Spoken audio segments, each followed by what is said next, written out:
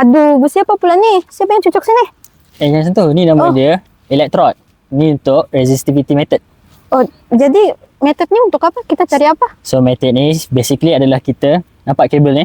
Kabel ni nanti akan aruskan elektrik dan nanti dia akan kira rintangan di kawasan bawah tanah untuk pertama check groundwater dan cavity.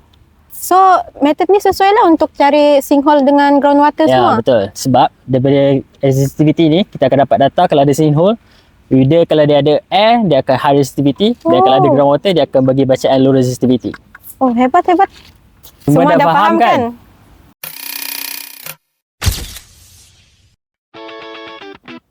Boleh ke kita tengok bawah tanah macam X-ray ya?